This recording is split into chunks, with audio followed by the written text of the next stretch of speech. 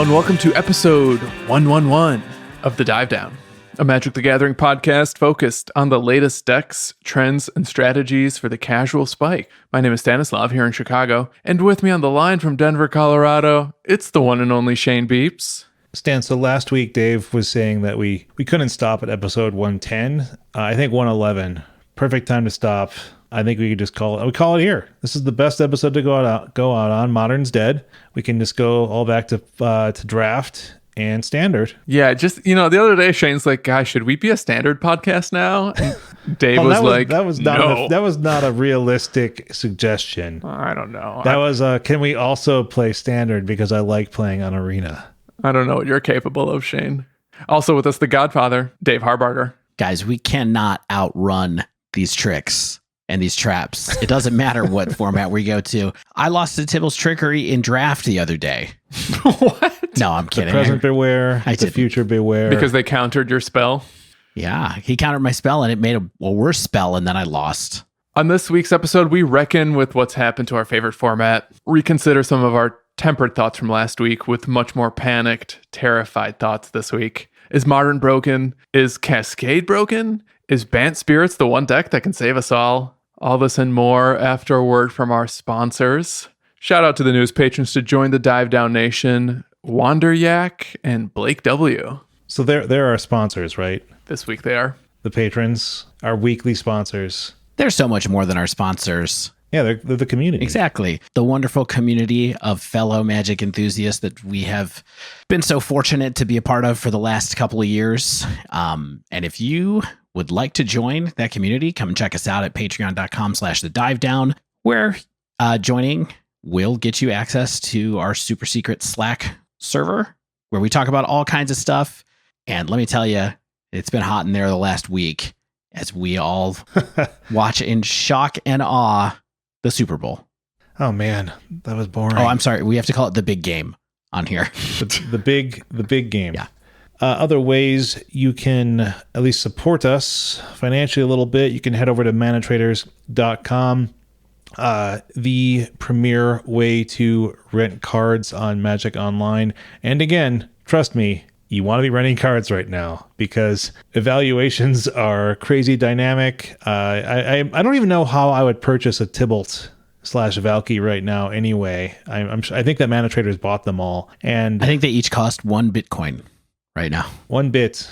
So take your bits, go over to manatraders.com. I assume they do accept Dogecoin, Bitcoin, other cryptos. I'm not sure about that, but you can convert them into US dollars and then do that. Use sign-up code The Dive Down, all one word, for 15% off your first 3 months. You can also check out Untapped, the arena tracking software, at untapped.thedivedown.com, which will take you over to their website. If you download Untapped there, we get a little bit of a kickback. Good software. We use it. You should use it too if you play arena. It has a collection tracker now. Oh man, that's great. I think as of today, it had a little upgrade. That's like one fewer reason I have to go to a slight competitor website. I don't have to go there anymore now. That's good. Oh, and Stan, with that out of the way, that's what you say, right? With that out of the way, let's head over to Stan on the news desk. I mean, that's your intonation too, right? On the news desk. Wow. There's Stanislav. I've never heard anyone do an impression of me, so it's funny to hear you try. It was great. It was like I was with two Stans suddenly. It was really weird. A dream come true for you, Dave. I know. Don't lie. Stan, yes. What is going on? Yes. All right. Modern is pretty contentious right now, as we know. And you think so? It's at least my opinion that it is, yes. And since we're focusing on some of the format's craziest decks during the dive down, I thought it would be important to look at the weekend's Modern results to provide a little high-level context for the format and the metagame recently. So I'm going to jump right in, starting with Saturday's Modern Challenge. I'm going to look at the top 8s from Saturday and Sunday. Saturday, first place, Smoke and Bacon 27 on Jund ... Valki. So this is the deck, 11 main deck Cascade spells for Valki. It's got some Simian Spirit Guides. It has 8 Blood Moon effects, including Magus, Seasoned Pyromancer, Bone Crusher Giant, Maelstrom Pulse, period. Yeah, that's a deck. I suppose it should be mentioned that 3 of the Cascade spells are Bloodbraid Elves. So that's not that's just a value Cascade there. I have more to say about this deck later on this week, maybe. They call it a tease. I think we might have lots to say about this deck in various permutations later, right? Am I right? Am I wrong? That's also a tease. Yeah. Second place, Tia 93 on 4-color Uro. It's your standard Omnath, Field of the Dead, Planeswalkers, and control spells. We know it. We hate it. You cannot deny that we know it. Third place, Bayist 93. I wonder if they're related to Tia. On 5-color Valki Control, now only 8 Cascade spells, but they also have main deck 3 mana Teferi, Supreme Verdicts, Force of Negations, also Commandeer, and a bunch of split cards such as Warrant Warden and Far and Away. Until I spoke to Dave today, I had no idea what these cards were doing in the deck. Dave, what are these split cards doing in the deck? They're being sneaky. And they're being sneaky because they are cards that let you have low mana cost interaction, but they do not trigger Cascade if you cascade into them. And so... Which is crazy. This is like a have your cake and eat it too type situation. Yeah, we cascade into these, but not these. Yes. Because Far costs 2, but Away costs 3. So apparently, just because Away is on the card, you can't cascade into it or something. No, like it's that. because split cards are the total mana. It's a combined CMC. Yeah, Yes, so that's how it works. Yes. Yeah. In any other zone, it's Warrant Warden is 7. It's not 2. But not flip cards, just split cards. Exactly. Yeah, why not? So this deck, trying to cheat out Tibalt, again, as early as turn 1. We still have some main deck win conditions, including Brazen Borrower, Bone Crusher Giants. These are also cards that don't get cast off of Cascade spells. Right. So you have a little interaction as well as like an ostensible beatdown if you need it. Yeah, like Brazen Borrower can bounce a non-land permanent. So you can return something like if your opponent cascades into Tibalt, you bounce that back with a Petty Theft. They're stuck either casting out a Valki or waiting to like naturally cast a Tibalt, which aren't great options for the opponent. So Brazen Borrower is good disruption and interaction. Sure is. I mean, I will say, and maybe we'll talk about this a lot more going on forward from here, but it's impressive the amount of thought and trickery that has gone into these decks already. Just finding the edges, filling in the little corners with spackle and moving on, like iterating on a really powerful engine to make it even better. Yeah, it's been a fast week. It's if you don't pay attention to the Twitterverse and what's happening in the modern leagues and the modern challenges and things like that, like we're paid to do, you can miss how quickly these decks have been changing. Like if you look at just 1 week ago and even like Saturday to Sunday, you see a somewhat significant shift in how people are building and succeeding with these decks. It's wild. Fourth place, Remf on Bant Spirits. Our spooky friends are back, featuring a couple main deck Teferi Time Ravelers, as well as main deck Eidolon of Rhetoric. You gotta have it. Can't cast more than one spell each turn. Yeah, not only do these cards help against the Cascade deck, but I also think Spirits has a decent matchup in general, thanks to Mausoleum Wanderer in particular, and Spell Queller also. Yeah, Queller's good. Queller, we'll see it in other decks for reasons I think we can dissect then. Fifth place, Nuge on Boros Burn. Very stock. Sideboard now has Deafening Silence and Roiling Vertex to help against some of these Cascade shenanigans. I mean, I will point out that Forest Skullcrack is not typically stock, but I think it's necessary right now in order for... Burn, I think right now is trying to get under a lot of these sort of mid-rangey Valki / Tibalt style decks. And Stan, we were talking actually right before we recorded this podcast, is you still have the 4-color Uro Omnath decks to contend with, and you have to stop their life gain with Skullcrack, and then, like you mentioned, the Roiling Vortex in the side. Yeah, the Roiling Vortex, it has this line of text that is finally very relevant, whereas if a spell was cast for no mana, it deals 5 damage to that spell's controller. Oh man, that wasn't even what I was thinking of. That's perfect. That's great. It's very nice. Double duty. And the, pay a red, can't gain life this turn clause can be relevant in several matchups as well. Hey, we predicted that there was some way that 5 damage would come into play in Modern, and here it is. Sixth place, Card Wielding Cat on Mono White Taxes. Also pretty stock list.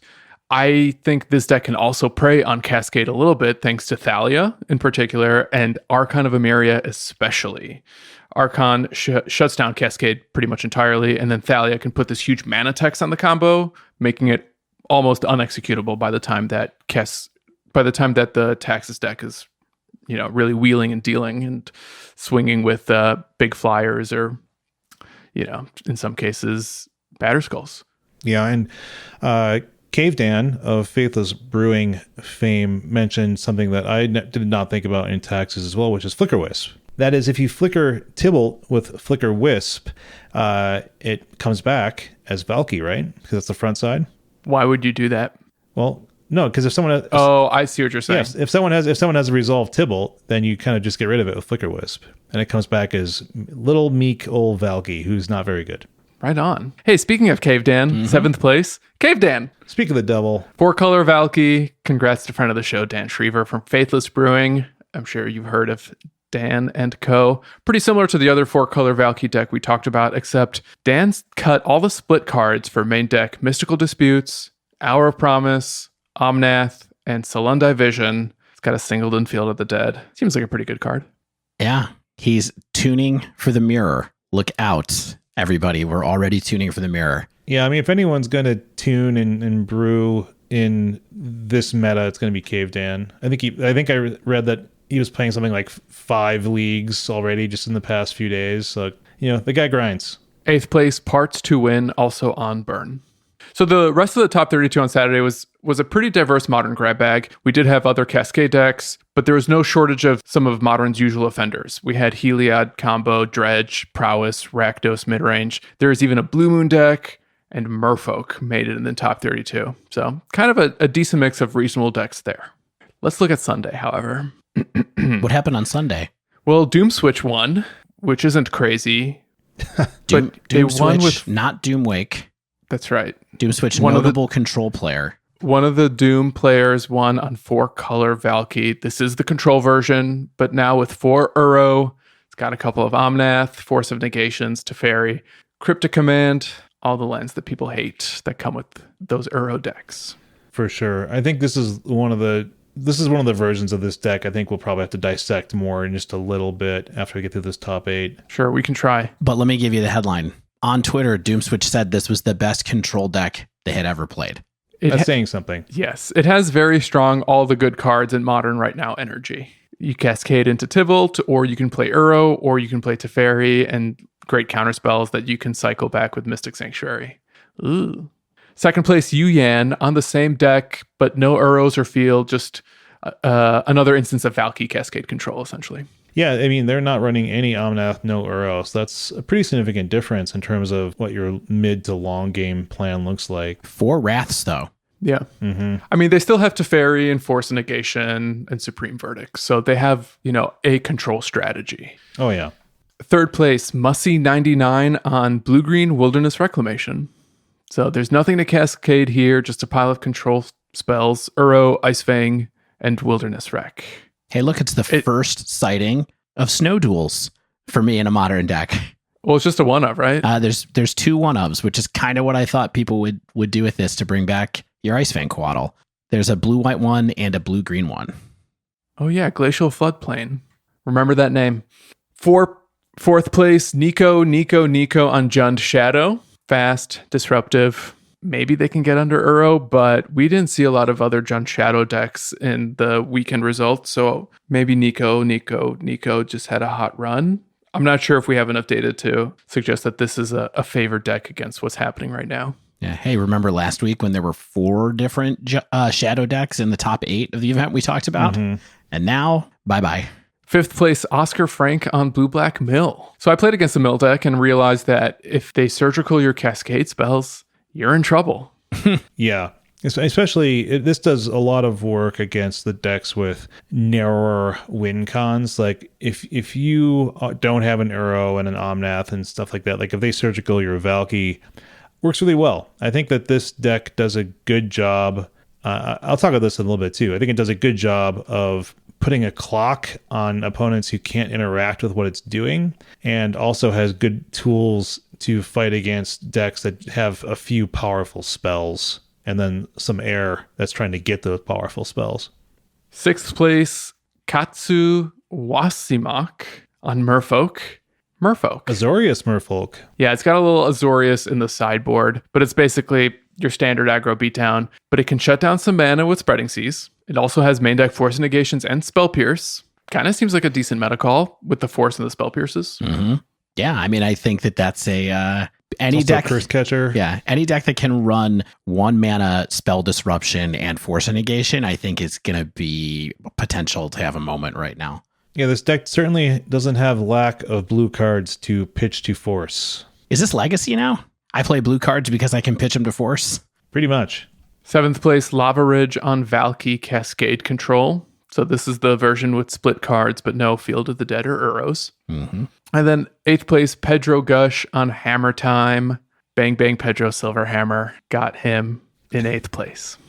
Nothing weird about Sweet. this build, by the way. Just a normal Yeah. one. Although this is one that has Shadow Spear and Swiftfoot boots as well, which was a little bit less frequent. What about the rest of the top 32, Stan? All right, so this top 32 looked a little worse than the last one. Sunday's top 32 had 13 Valki decks compared to just 5 on Saturday. Same split, I believe, for Uro decks. It was 13 and 5, more so on Sunday. Pretty big shift day to day. Yeah. And it almost feels like news broke. 4-color Valki control is insane, and people came in hordes. Yeah, so let me look, the math here, Stan, just to be clear. 2 top 32s is 64 total decks, right? Checks out. 18 total Valki decks, according to your count. So more than 25% of the challenge top 32s were Valki decks. Yes. Cool. And there's like 2.5 flavors, right? There's the Jund Valki, and then there's this 4-color Valki. And then the 4-color Valki, some of them have Uro, some of them do not. Did you think that when you started looking at this, coming last week into this week, did you think that Valki was going to be the one that this was going to happen with? Or did you think we were going to have 25% Tibalt's Trickery decks? Because Yes. by my count, there were no Trickery decks in the top 32s, right? There's Or in the top 2. 8s anyway. Sorry. There's none in the top 8. There is 1 each day. There's one each day. Okay. Yep. Let's wrap it up. I mean, look, Yeah, Dave. I mean, I don't even know what the rest of this episode is about. If it's not about, I mean, the rest of this episode is like we played. I hope you know a little we bit. played these decks. I mean, what are we going to talk about now? The meta has a lot of them. Valki has really blown everybody up today.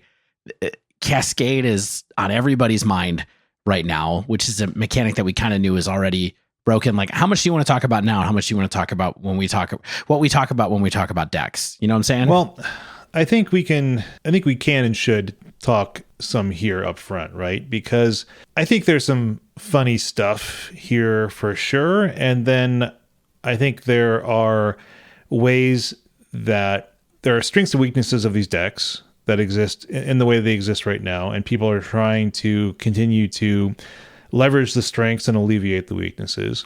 I think there's some natural weaknesses in terms of the decks that people can play as well against them. And then I think there's some discussion that we can have in terms of should there be rule changes or should there be ways in which that, Cascade and cards that can be cascaded into might need to be tweaked or something like that. So I don't know. Like, one of the things I want to talk about up front though is Tibalt. And maybe this is kind of setting a little bit of the table for the rest of our discussions. And I want to understand, with the help of you two, like, what's driving this huge push towards him, because I feel like Tibalt is funny and that it's not always getting you cards that win the game, right? Like, it's not so crazy that it can take over every game by itself. Like, I mentioned this flaw in the past when we've talked about cards that draw your opponent's cards, right? And how in a format like Standard, you can imagine that most opponents are going to likely be winning through creature combat and or removal spells or interaction spells, and there's more similar type of pieces between those decks. But in a format like Modern, a lot of these decks have their own engine pieces that don't have high individual value, and they're kind of just useless for you. Here's what it is about Tibalt. You can get him out as early as turn 1, and then he's drawing you 2 extra cards per turn. So Yes. so as early as turn 2, I guess, yeah, no, turn 1 even, like you're immediately just like, your card advantage engine is insane. And when you talk about drawing your opponent's cards, that includes their lands. Right. You can Yes. play their resources. So you're never down on resources. You can get their win cons, or you can use your own win conditions if you're running the Uro deck. There's still just a lot of pieces in these decks that are designed to then power out those early Tibalts, right? So like, okay, oh great, I got a Simian Spirit Guide from my deck, and maybe a Simian Spirit Guide from my opponent's deck, and sure, that's a 2/2 that you drew for 3, right? So it's okay, cool, I drew this card. But I don't necessarily, I've had plenty of experiences with Tibalt where it's just like, okay, I'm drawing these cards, they're not good cards. And the way I had to build my deck around it to support it didn't necessarily make me feel awesome in doing so. And I have more kind of about how Tibalt felt in the deck that I played later, but I was curious if is it just the fact that it just drawing cards is always good, even if they're not great cards? I'm just getting more resources. Well, I mean, don't forget the minus on Tibalt though, which is, and the minus is very good. You just kill you kill creature or an artifact. And the thing that's really interesting about the way Tibalt's stat lines line up is that it's not super vulnerable to haste creatures. So you can play Tibalt, and if they have a creature that you're worried about, you kill it. And then you can cast that creature later, by the way, because when you exile a card with Tibalt, you cast it. You can cast it. If they don't have a threat out, you can +2 it. And if they were to drop a haste threat on like turn 2, they can't kill it with the haste threat. So it's not like they can drop Swift Spear and bolt kill Tibalt because he got 5 loyalty. He's got 7 loyalty. So I think that's part of the problem too, is that he's super duper resilient to any kind of interaction early in the game. And so you just snowball. I mean, I think that's tempting to say, but I think there are plenty of decks that can feast on early Tibalt. Like especially if you're mulling to like try to power out an early Tibalt and you are left with no interaction that is under 2 CMC at the very best and things like that. I think there's a lot of ways that you can be punished even with a Tibalt up at 7 because other decks are just getting online faster than you are, for sure. But I think that's why we are seeing these decks shift to have other pieces and parts and threats in them, like this 4-color Uro Omnath Valki deck, right? Like that's something. Like this is not necessarily a good something. It's something. Like it's got the fast mana of Simian Spirit Guide. It has the efficient, crazy mid-range threats of Uro and Omnath. It leverages the Cascade spells and their bizarre MDFC interaction to cheat out Valki. Like it has what could be seen as the best or worst aspects of Modern. Yeah, the double sleeve versions of Modern. Well, I think this is the deck that is actually scary now because this is the one that least incentivizes you to mulligan toward a Cascade spell. Because if you just have, 2 to 3 lands and an Uro or a Teferi or some counter magic, like that's a keep. And then you're either going to draw into Valki or into a Cascade spell, and either of those is going to be a good card off the top of your deck. Yeah, I think you have more gas and you have more stuff to do that's not built solely around like a somewhat narrow game plan. Like I just want a fast Tibalt, or I just want, in the case of like the Jund deck that won on Saturday, is like I can maybe get a Blood Moon type effect down really quickly and hope to cheese you out that way. Mm-hmm. These decks are interesting in that they're able to present threats that must be dealt with and also pack the interaction that stops their opponent from enacting their game plan. With especially something like Teferi 3, right? Like this is so egregious because it lets you enact your Tibalt game plan by bouncing any like hate creature or hate artifact or hate enchantment with the minus. Then you can get your Cascade spell down and that gets your Tibalt down. But then also when Teferi is in the battlefield, your opponent obviously can't Cascade into that because your Teferi negates the Cascade effect. And so it's doing double duty for you. So like you can just race to like an early Teferi on turn 2 or something like that and just say, hey, try to Cascade now, friend. Yeah, it feels like the version of the deck that was designed to beat the mirror and then turned out being just the superior deck by accident. Oops, best deck. Yeah, I mean, it's crazy to see the evolution, even just from Saturday to Sunday. Like what is this indicative of? Like the future, where this makes me think of like the Phoenix meta of 2 years ago, right? Where it's like, okay, I can't pack gut shot anymore because I have to pack surgical extraction or something like that. Yeah, and it's like, is this the kind of thing? It took us 3 months to Exactly. get to that phase it of took much Phoenix. longer, not 1 week. Yeah, I mean, this is like days into it. I mean, there's so much more story to see what's going to happen here if they let it go. Now, I mean, again, we're going totally freeform with this episode right now because we're jumping like to final conclusions, but like, I don't think they're going to let this stay around very long. I guess we'll see. Something feels like has to change. The problem is when we talk about what's not going to stay around very long, is it cards or rules? I mean, and I think that's kind of the hanging question. Yeah. And the rule is what? Like that Cascade should only look at the front side of the card and not look at the back side type thing. Like we already have a rule for, they changed the rules for split cards, right? Like split cards used to be able to cascade into like a boom bust and cast the more expensive half of the card, right? Right. And you can't do that any longer. Correct. Yeah. Now we need to do it to these other things as well. Maybe. I don't know. I mean, this is just weird. Like, it's just weird. I mean, we haven't talked about the fact that this won the Pioneer Challenge. This version of it won the Pioneer Challenge, I think, this week, or it won it last week in the hands of Canister. I don't remember if it won it again this week. It won the Legacy Challenge as well, a deck that's not that dissimilar from this list, which had like Oko in it as well. So it was Oko and Tibalt and a whole bunch of annoying stuff. Like, it's everywhere. It's everywhere. Yeah, this is it's Oko level, right? In terms of the power you're getting for 3 mana. It's just interesting that the hoops that you have to jump through to enable this strategy apparently aren't that bad. It's just like, hey, you can't run 2 mana spells on the upper right corner. Oh no, not my mana leak. but or your Path to Exile even. I bent my remand. You're fine doing that, apparently. You're good to go. It's not only that, you're also running Ardent Plea in your deck. Right. You're running Ardent Plea in your deck, and you are happy about it.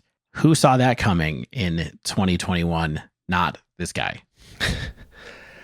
What do you think? There's options, right? I think there's options. I think there's some good, and I think there are decks that have game right. So against this strategy, but for how long? Okay, so as of this week, the Mana Traders February series is Modern. And I spent a good chunk of today playing Modern on Mana Traders.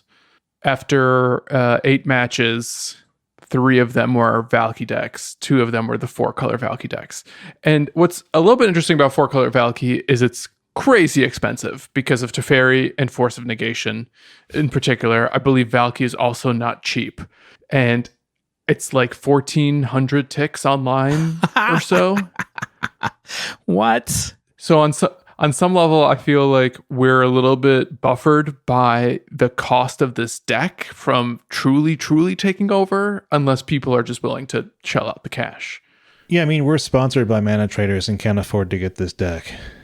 I mean, if we wrote them a nice note, I think that they would probably let us do it. But yeah.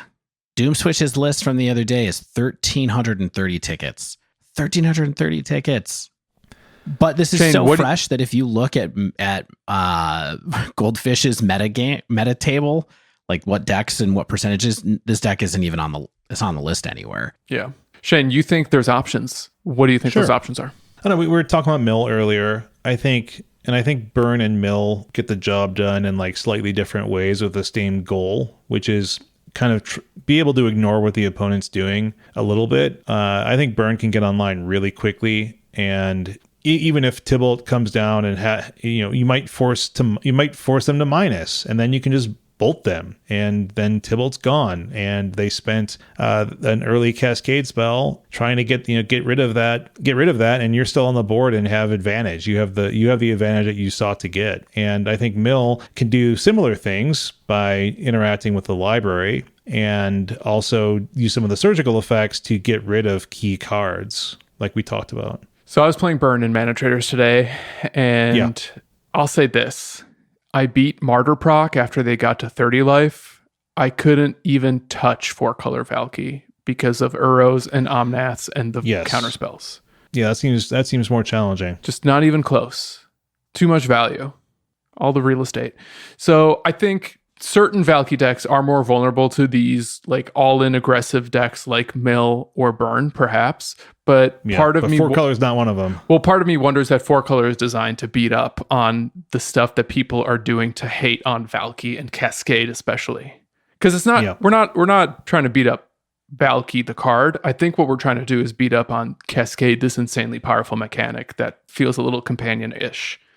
I think, Tax's decks are out there too. Like you mentioned, Archon of Emeria. We saw it in the top 8. There's silence effects and Thalia effects, and you also get to apply the clock, which is what's really important when you play a deck like this. I don't know how many times we've mentioned it, but it's just like playing a Blood Moon deck. You can't just have the Blood Moon because they can work their way out from under that. And in the same way, if you give these other decks time, they're just gonna run. We saw that for sweeper deck, right? Where it's just like, okay, well, your taxing effects no longer work here, and then you have a weapon on the battlefield, and that's it. And I can turn the corner.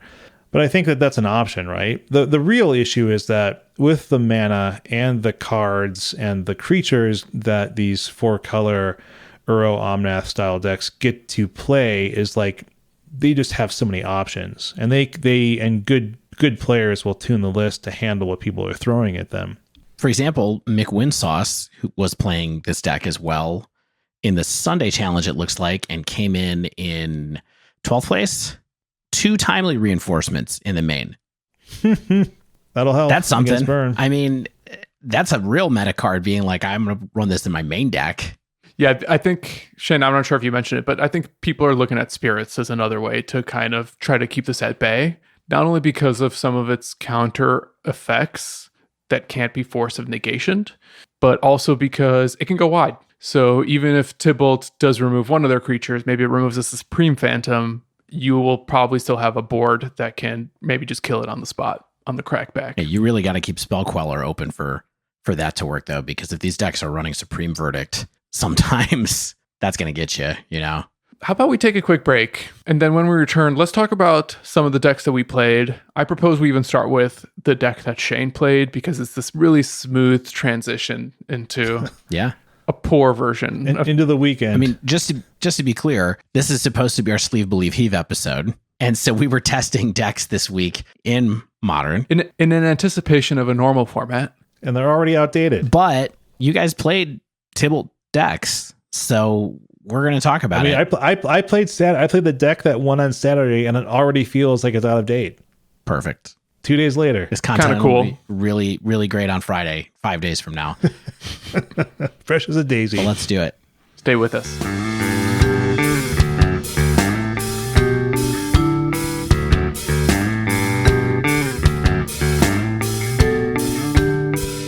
All right, so Stan, what you think? Should we go straight into the winning deck on Saturday? Do you want to tell people what we're doing in this segment? Oh, I guess so. Well, I thought we did before we left. Yeah, but this is in case people skip the breakdown. We give them a sense of what's going on in the dive down. Okay, yeah. So this week, as we typically do, about 2 weeks after the format is here, a new set drops, some new cards drop, and we see how they trickle into the format, or perhaps cascade themselves into the format. And we look at winning decks and try to see for ourselves if we think they're real. And that might be something as casual as, the cool stuff we see in deck dumps and the 5.0 lists. But there's been new powerful decks showing up that are winning challenges, and some cool stuff in the deck dumps as well. And so we thought we would test them for ourselves, see how we thought they felt, see some strengths and some weaknesses, and how well we ourselves could do with them in the tumultuous modern meta of Magic Online. Cool. And then give them a grade. Sleeve means we love it. We think it's a total sleeve. We think it's a powerful deck that is here to stay for a while. Believe is we think that it has promise. Maybe, it could be a personal belief. Like maybe it's not quite for us. Maybe we think that it's good, but has some tweaking to get done to it to be a real player. Or maybe has some strong cards, but the total package isn't there. And Heave it. We don't think it's here to stay. We don't like it very much. And we didn't have a lot of fun playing it. Or maybe we had fun, but it wasn't that good. Who knows? Now, Shane, you did forget one rating. Uh-oh, what's that? Double sleeve? You forgot double sleeve. And just Is double sleeve bad? Yes. Just a reminder that double sleeve, because I hate sleeving my cards, and double sleeving my cards is one of the worst things I ever spent time doing. Double sleeve is when something is so good it's bad. And so I think that might come up today, maybe? Let's see. Okay. Well, I'll start because like I was hinting at, I took Saturday's winning list out for a spin. And to remind you what that is, this was Smoke and Bacon 27's Modern Challenge winning list. I'm calling it 3-drop Tibalt's Junscade because that's what everyone's calling it these days, right? Maybe it's just me. And I actually started playing with a similar deck to this one, but then I saw that Smoke and Bacon won the challenge with this, and so I added a few tweaks that they had done to it. Shane, I would just want to tell you real quick, today when I was deciding what to play in Mana Traders, I gave this deck a few matches through the tournament practice room. Yeah. Just because I thought maybe I can play a Tibalt's Trickery or a Tibalt deck in Mana Traders, and I couldn't afford the other one. So yeah. And this one's on the bubble. It's like 950-ish tickets, 930. 868 right now, it says. My testing was not exhaustive as yours, but I have just a tiny bit of surface experience with it too. I'm excited to hear your thoughts on it. Yeah. And so this deck, instead of the one I tested, this mine had like Murderous Rider instead of Bone Crusher Giant and Main Deck Dismember instead of Maelstrom Pulse. But I'm kind of ignoring the fact that I haven't really talked about what this deck actually is. And so what the basic concept of this deck is the guarantee of hitting Valki, which of course allows you to cast Tibalt, off of any of one of 8 Cascade spells, which in this deck are Violent Outburst, which is the go-to 1 red-green instant one. It gives your creatures +1/+0 if you happen to have any. And then the other one is Demonic Dread, which is 1 black-red sorcery speed, makes a target creature unable to block. More on that later in terms of the weaknesses there. So that means you can't have any other 2 CMC or fewer cards in your deck, which kind of makes it feel like a companion deck. Like you have to have some funny contortions where you have like nearly no low cost spells or interaction. And so you're forced to run things like Bone Crusher Giant, which gives you 2 mana interaction on what is ostensibly a 3 mana card if you look in the upper right corner. And other things this deck is designed to do besides the fast Tibalt is other 3 mana spells that can help you take over the game, like Blood Moon and Magus of the Moon, to perhaps lock your opponent out of the game entirely. Like if they played a couple blue-white dual lands and you play that, then they're like, well, what am I going to do with this? I might have to scoop. So the way you're doing this is getting these out as soon as possible with old modern stalwarts of Gemstone Caverns and Simian Spirit Guide. So if you're on the draw, you have a Gemstone Cavern in your hand, you get to put it down early, exile a card from your hand, you have access to 2 mana on turn 1. If you have a Simian Spirit Guide in your opener, you have access to 3 mana on turn 1. Cast your Cascade spell, cast your Blood Moon, maybe that's good enough. Yeah, it's the hallmark of cheaty decks the world over. Whether you're Red Prison, whether you're Eldrazi, Thalia Stompy, you always got to have that package Gemstone Cavern. You gotta. And Simian Spirit Guide together. 2 great tastes that taste great together. There's some other value cards in here that can also be long game win cons. Things like Bloodbraid Elf, which then can hit any of your other spells in the deck. Seasoned Pyromancer to get some redraws and power onto the board as well. So fundamentally, this deck is a mid-range strategy that wants to quickly make it difficult for your opponent to accomplish their goals, whether that's through a fast Tibalt or a fast mana disruption and your Blood Moon effect, and that's kind of it. Like that's it, sort of. I mean, there's more here, but that's what you're trying to do here is, hey, I'm doing something that makes it really hard for you to play the game, whether that's my Tibalt Planeswalker or my Blood Moon effect. And then I'm going to be able to take over the mid and long game by making your creature strategy really invalidated with my Valki, my Tibalt, and start using your cards against you and play my own cards that are high value and then just whittle you down in a Jund-like deck. Any questions before I start talking about the good and bad here? Stan, did you have different thoughts on kind of the fundamentals here? No. Good.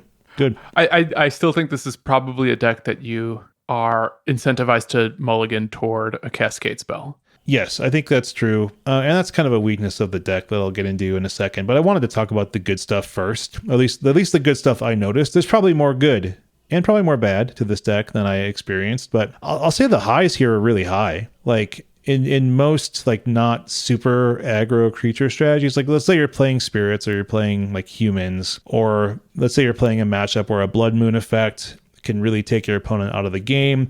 Like the deck does really well and can be a blast to play. Like I played against a spirits opponent and they weren't fast enough getting down onto the board. And they also are not great against Blood Moon effects typically unless they're fetching basics. And so I'm stealing their creatures and then playing them back because they cost so little. So like I'm able to sort of get a lot of value off of my Tibalt Planeswalker. And that was a blast. Like that felt like the best Jund deck I've ever played, right? Which is just like, hey, I'm getting so much value out of my spells and you're not able to claw your way back because I have the Planeswalker advantage here. And Tibalt's power level is really impressive because of the loyalty that he comes down with, and his plus produces it's like a +2, right? So that takes him up to +7, I believe, with the first plus. That's right. And then his minus is pretty efficient. Like it's only a -3, and that can exile creatures and also problematic artifacts. So like a common play pattern with Tibalt, for me at least, was like to plus up Tibalt to boost his loyalty and then be able to like tick down multiple times while still having a Tibalt on the battlefield. Or it's just sort of like this dance back and forth where it's like you're going down, then you're going back up a couple times, and you're going down again if you need to without ever getting to 0. Or you just have like a Cascade spell in your hand that you can recast and just get another Tibalt down and get that Tibalt value by using it twice in one turn for the low cost of 3 mana.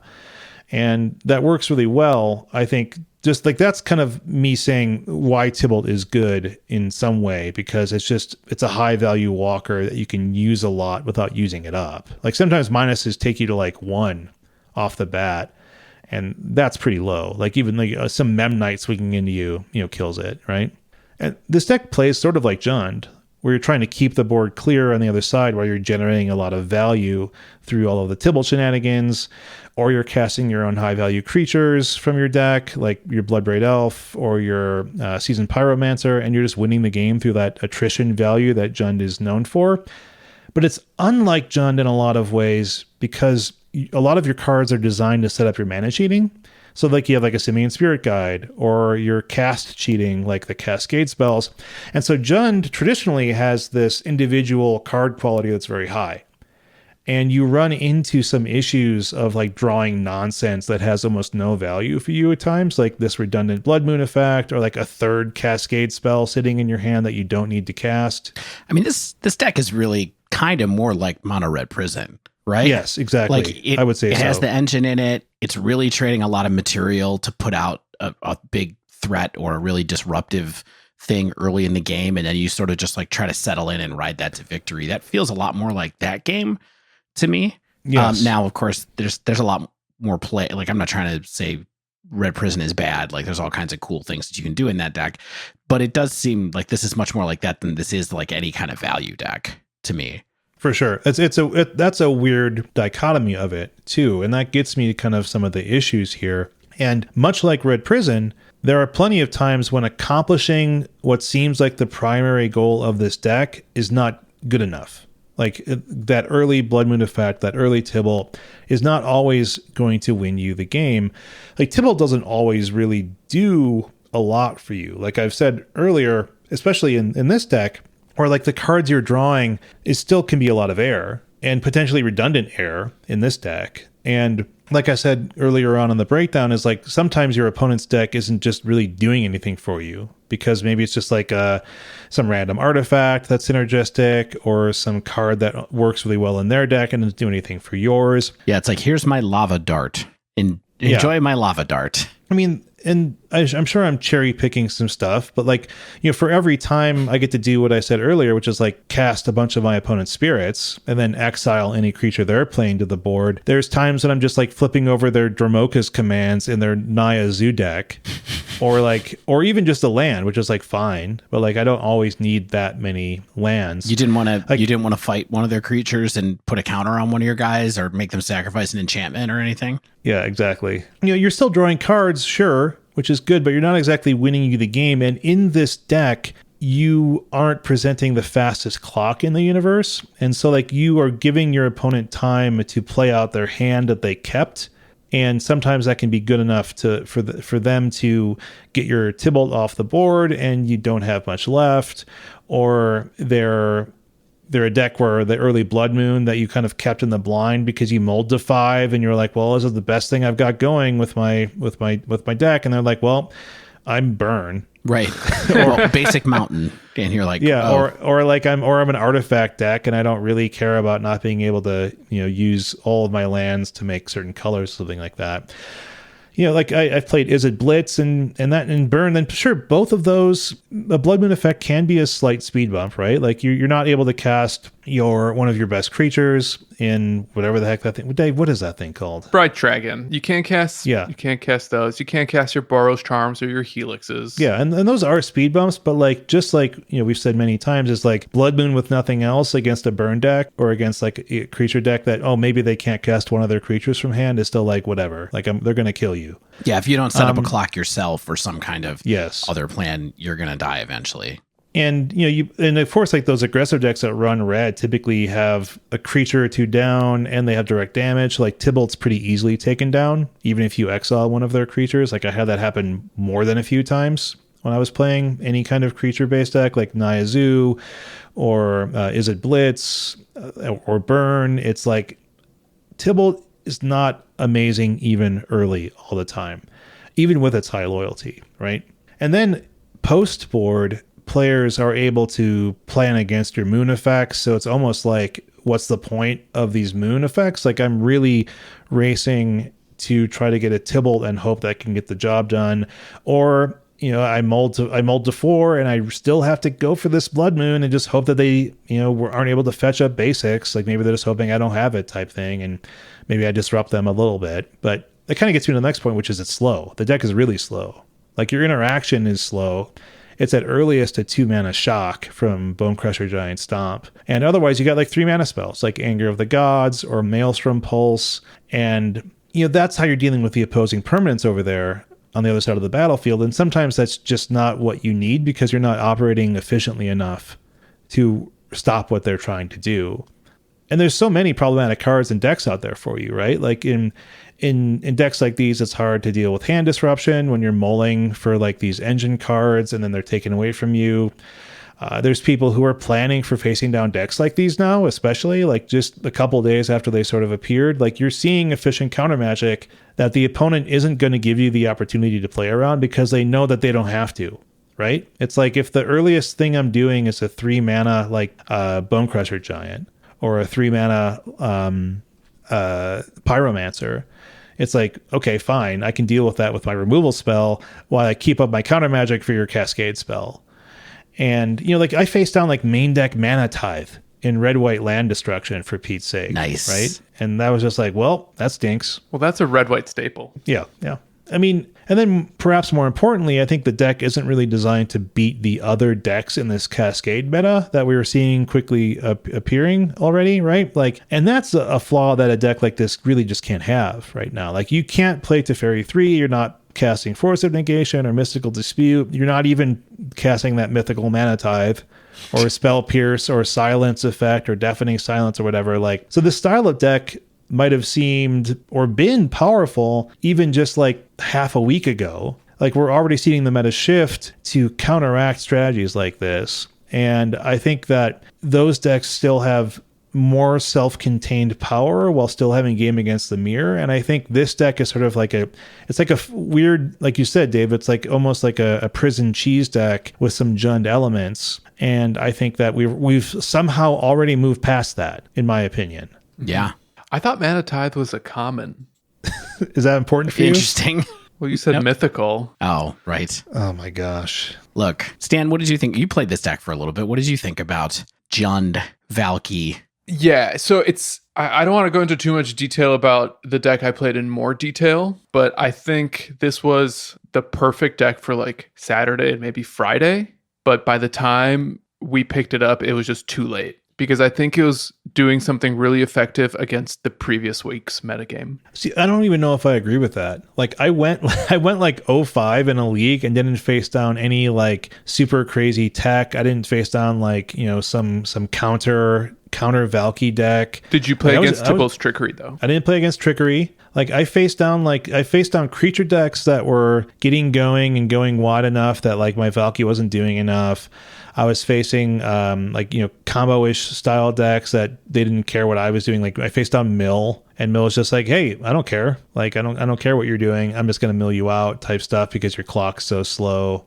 Like I don't even know. Like I think like if I had been able to face down, I don't know what this is trying to beat. Like I think it was just like maybe creature decks that weren't going as wide or as fast or didn't have quite as much main deck burn type spells that that would allow me to get a foothold and a toehold that allows me to turn the corner. But I didn't experience that. And maybe it's a run of bad luck. Yeah, I mean maybe this is just the first deck that someone really felt like, okay, a build of this is really red heavy. Okay, so I'm gonna take this red prison mechanic kind of archetype and I'm gonna put the Valki engine in it.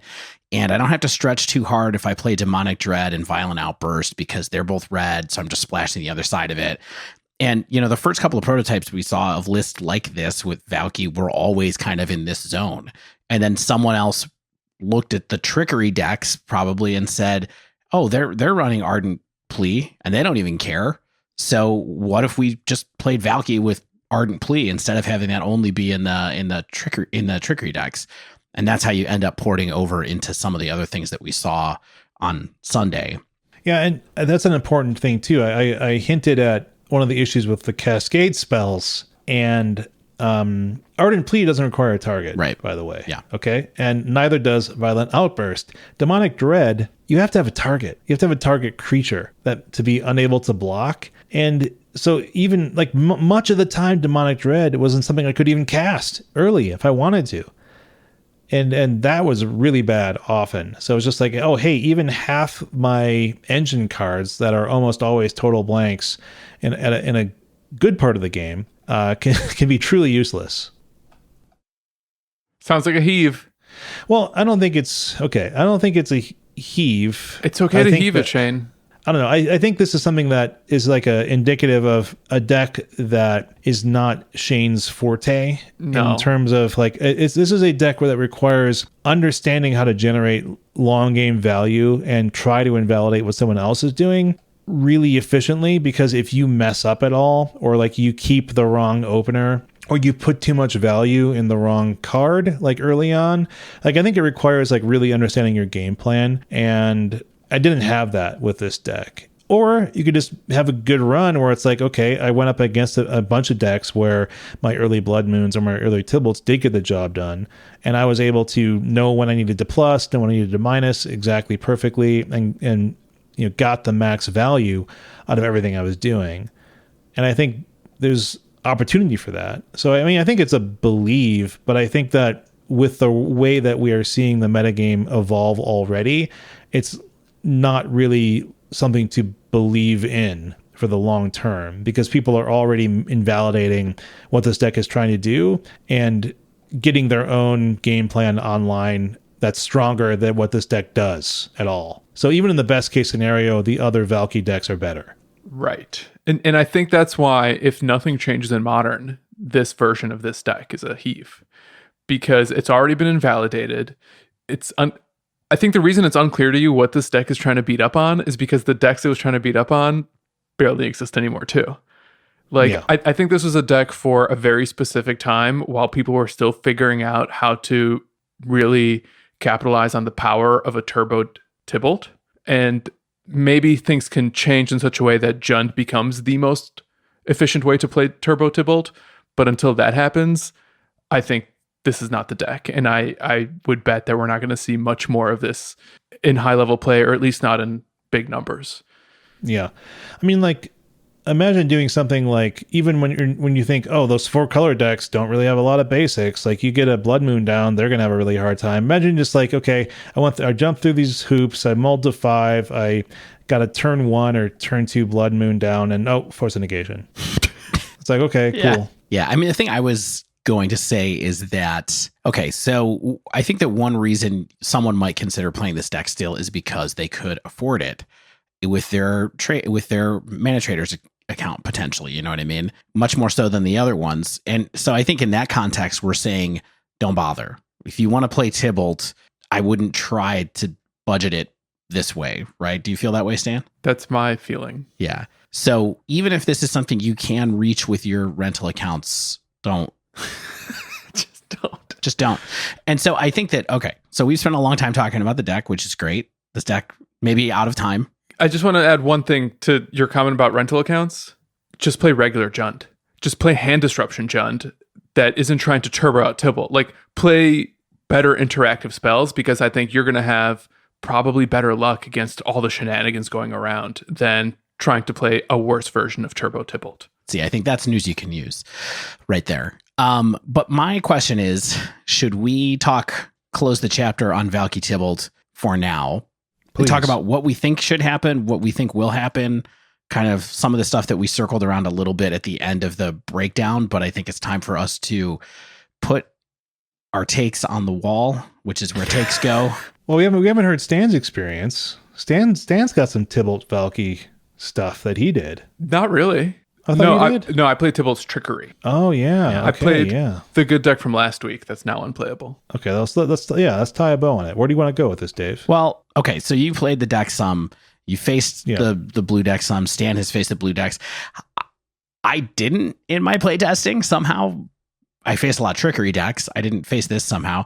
When did you play? I played on Saturday night, mostly. Yeah, I know, right? How things change in like 48 hours. That's what I'm talking about. So what do you guys think? People are already clamoring for bans or some kind of rule change. Like, the decks won in every format this week.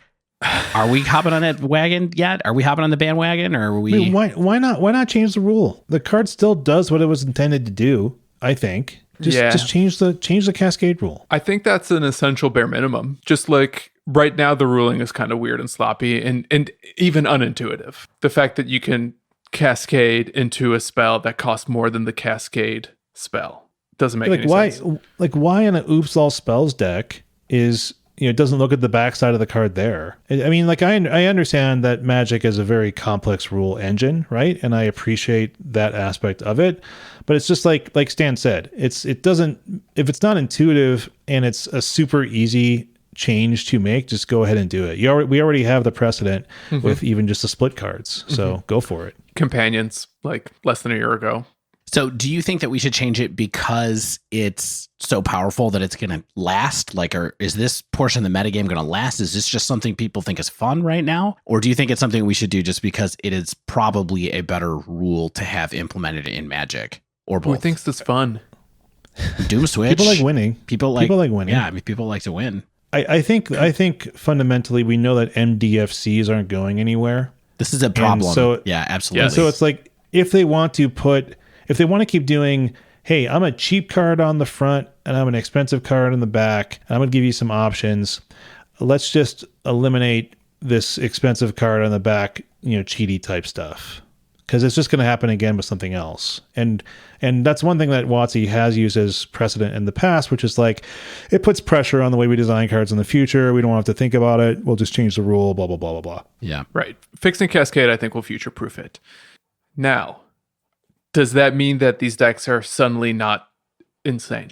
Because I'm worried that anything with Teferi and Uro and Force of Negation might still be a problem. And the only reason we're not talking about Uro anymore is because there's just like something stupider happening in what's essentially now the Uro decks. Yeah. So I mean, I like to be the tempered version that's like, don't ban anything. Let me play with cards. Everyone wants to play with their cards. But I'm starting to drink the Kool-Aid that Modern is in need of like really significant changes to undo a lot of harm that's going to continue to occur because of how insanely powerful cards from the last year have been. And I would love something on the scale of Mox Opal and Oko and Microsynth Lattice Band, like all at the same time, to just like completely reinvent the format overnight, because I think we're just going to keep seeing like a handful of really problematic engines just find new ways to be absurd. Are you guys enjoying this lower power level from Kaldheim? You guys loving it? I was going to say that. How wrong everybody was. Like, I don't even feel guilty because everyone was like, oh yeah, this looks very reasonable. I don't think that has to do with the innate power level of the cards, besides, Valki being cheatable into Tibalt. I don't think we're seeing a ton of other cards make a big splash. Yeah, I mean, it just feels kind of like a weird exploit right now, right? That people are just taking advantage of, and they need to fix it, I guess, is probably the best way to think about it. Because like you said, modal double face is going to be around. They've said that they're going to use that tactic and design more often. So I feel like it probably should go sooner rather than later. What do you want to see go? I think the Cascade rule should be fixed as well, I guess. But man, I hope they do it soon. It's been a weird couple of months. Like, it doesn't feel like there's a lot of there's a hand at the tiller as far as Modern goes, because it's a totally separate issue. Like you said, like even before this week, we had Uro problems, and there's a chance that Uro still needs to be dealt with in some way. And so, like, yeah, we're gonna do multiple bans. I mean, they're separate issues, but maybe it's maybe it just has to be done. All right. So, Dave, I do think you're right. I think we kind of exhausted the Valki / Tibalt Planeswalker well. And I want to go to some other Tibalt's shenanigans with Stan. You said you were testing trickery decks. Are they still a thing? Not by the time I played them. Let's just stop the episode now. Let's go to the extended wind down where we talk about what video games we're playing. Yeah. How's that new Breath of the Wild knockoff? It's long. Tell you what, they give you an awful lot to do, but no, for real. Stan, for a deck you hated, trickery. You've got 5 pages of notes on Tibalt's trickery here. I'll be curious to hear. Many. All right, so Trickery won a Modern Challenge last week, and I think everyone was like, what?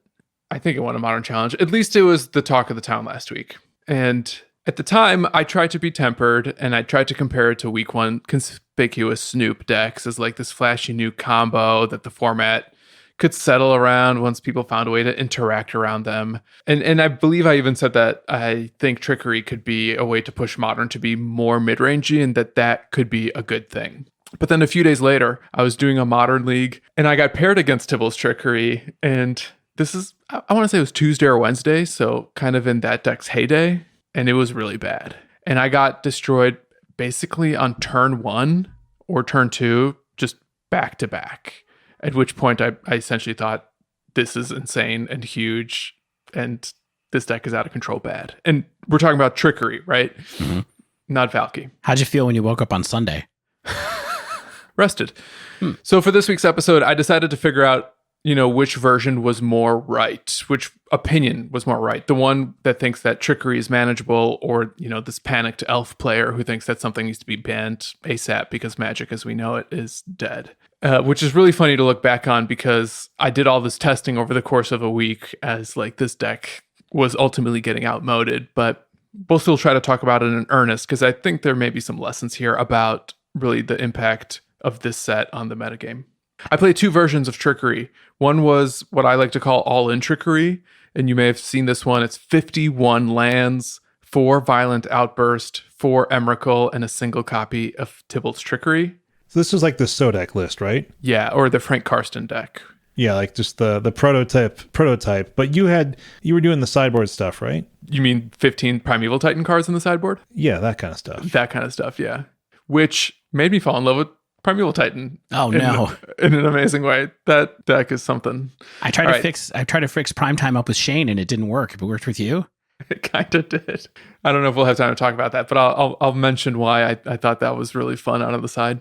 The other version that I tried to play, this was the more redundant and ramped version of Trickery. So it does include Ardent Plea, Simian Spirit Guide, and Gemstone lands. And I got this list off of an MTGO player named Source Odin that went undefeated in a prelim with it on February 4th. Yeah. This one also has Through the Breach in it too, right? Did that one your list didn't? I've seen that in some of the lists that I've played with Trickery, which is seems like a nice backup plan. Yeah, that does make sense. My version did not. It did have a couple of Valki in the sideboard, but at that point I was not testing Valki in earnest. It was just this additional access that you can potentially side into to capitalize on all the Cascade copies in your deck. Mm-hmm. So across these 2 decks, I did 3 leagues. I ran back the more redundant ramped version with a final record of 5-10.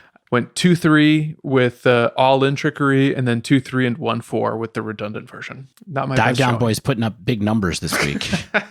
Oh yeah. Wait till we get to my decks if there's time for Hemorrhaging tickets. my decks that didn't matter. I earned those tickets by playing Panza, and all that hard work and fun was just completely undone over the course of a single weekend. All right, so I'm going to talk about the decks and Trickery in more detail, but I just want to tell you now where I ultimately settled after playing this deck firsthand. And this is going to come as a surprise to no one based on the weekend's results, but Tibalt's Trickery is not the new Hogak.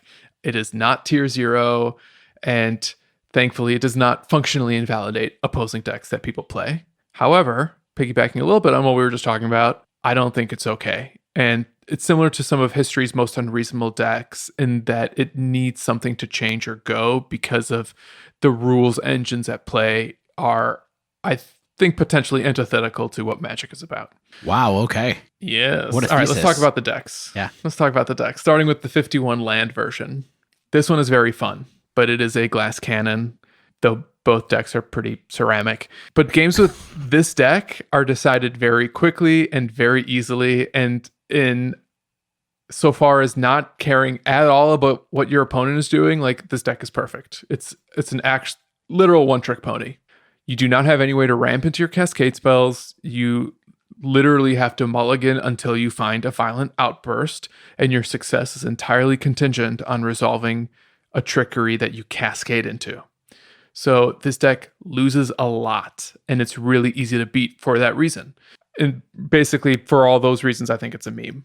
So if your opponent is on the play and has a hand disruption spell during their first 3 turns, you're probably going to lose. If your opponent can counter your Trickery even with a remand, you're going to lose because casting your single copy of Trickery out of your hand just does nothing. Mm-hmm. If your opponent has a Blood Moon before you're able to fetch or draw a basic forest, you're going to lose. If you naturally draw your 1 copy of Trickery, you're going to lose. And then if you mulligan to 1 and never find an outburst, what do you think is going to happen? Definitely lose. So, on the other hand, there are games where your opponent just is not disruptive enough at all, and then you just win because maybe you drew multiple copies of Outburst, maybe they tapped out too soon, maybe they're playing elves. In general, the odds are on your side when you goldfish, but I don't think that any of us believe that expecting to goldfish successfully is a winning strategy in Modern, and that's really what this deck is relying on. It's really a winning strategy when I goldfish.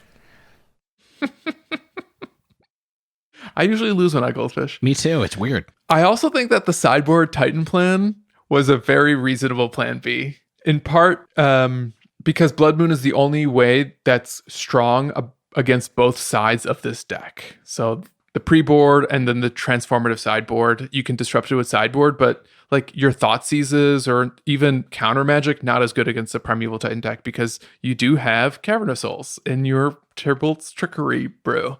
So if people bring in extra copies of Duress or Inquisition, your Titan plan is just consistent enough to run them over. And likewise, Titan plus Dryad plus Field of the Dead nowadays is such an easy deck to play that you don't even have to worry about being really clever when you transform into like a deck that's on rails. It's so easy to play Titan now. If there's no amulets in the deck, that is. I mean, that's hilarious and unfortunate. Where you're just like, yeah, I'll just make a bunch of tutus. Yeah. I'll just do That'll that. do it. I'll do it. So I finished the League 2-3. I beat Tron and Rakdos Goblins because neither of them could interact, and I got lucky and I won fast. But my losses are important because against Blue Eye Control and Jund Valki, I drew my Trickeries and just lost on the spot. But also, I think there was a lesson that you have to refine your deck so it doesn't lose to itself. And that was kind of the thing that makes this deck so stupid. It just loses because sometimes you draw the literal best card in your deck that you don't want to draw. Yeah. You have to hit it off of a different mechanic, and there's no way to recover from when you do draw it. So you're just done. Exactly. Yeah. Yeah, Blue-White Control got me under a Cryptic Lock as well in a different game. Rakdos mid-range felt essentially unbeatable because they had Hand Disruption and Blood Moons. Yeah. That's something I didn't really mention either, is I played against like a Rakdos, a Mardu Shadow list. And it's just, like you said, it's like when you face down hand interaction, that's still out there. Even if we're seeing just a ton of these 4-color decks that are hoping to counter what you're doing, if someone gets out ahead of you with just a little bit of interaction and you are a glass cannon deck, that's never a recipe for happiness or success. Right. And that Jund Valki deck that we just talked about, I feel like one of the things that made that deck strong is it was able to beat up on these trickery decks because it has the Blood Moon plan in addition to this Tibalt plan that can capitalize the top of your library, because Tibalt is going to be, in some cases, happy to find extra copies of your Cascade spells, keep you from casting them, so that, maybe you need to Cascade again to get like something, I don't know, some other card in your library that's good. Okay, so that happened, and I decided let's try a version that doesn't lose to its draws. And that's when I fired up 8 Cascade Trickery. So now we have a little bit of ramp, sideboard with counterplay, including Teferi Time Raveler. It has Wear and Tears and Dismembers.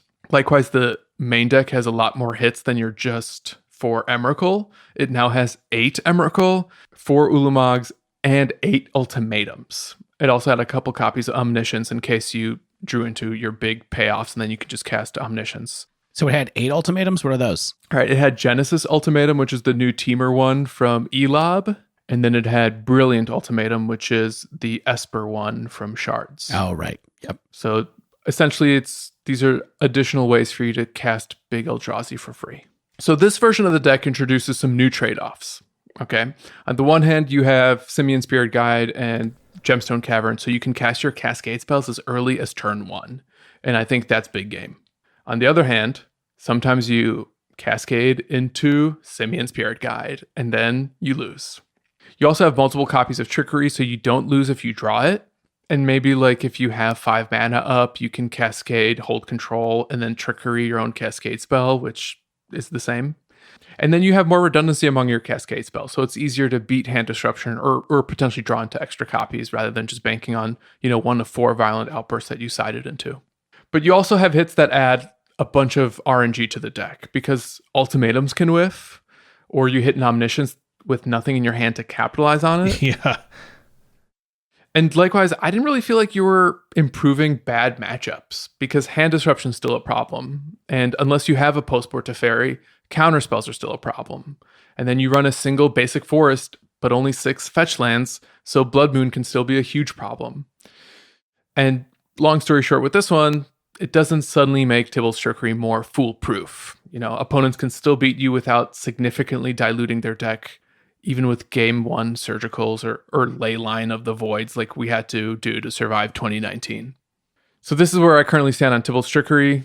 The deck, whichever one it's in currently, probably going to be pretty easy to beat. It's probably going to lose to itself, and most mid-range or control strategies just already have the tools necessary to keep something like this in check without it really having to twist and turn to beat some kind of new tier 0. Yeah, and then again, we're living in an environment where people are running a better deck that has more pieces than just what this deck's doing. That also invalidates what this deck is trying to do by playing counter magic, by playing Teferi 3, all that kind of stuff. Yeah, exactly. Yeah, and the fact that we barely saw these decks in the modern challenges, very telling. You have to be really lucky to do well with them repeatedly, and they just can't keep up with everything else that's going on. But maybe I was ultimately right that it's kind of like a weak 1 conspicuous snoop, but not nearly as good or without the staying power. Yeah, I mean, I think that there's still some kind of like iteration to be done on these decks, especially since, you talked about the build that you were playing that had the ultimatums in it.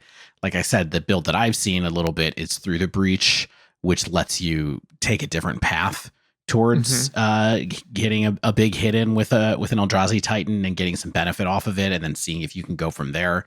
It just feels like there's different things that might happen with this deck still, depending on what happens with the metagame. I mean, clearly, so having a ton of Teferi in the metagame right now is a bad thing for a deck like this, and this one has less fair play than the 4-color deck does without its own access to Teferi. You know what I mean? So I still think there's something here. Probably ultimately when it comes down to it. I know what you mean, because the power of trickery in a vacuum is evident, since your ceiling is a turn 1 Emrakul, and that is really strong, and that does win games. And I think it's perhaps within reason that Tibalt's trickery can one day be applied to a stronger, more reliable strategy. But power level aside, I'm not sure that I like that this deck exists either. Different question, but fair enough. Yeah.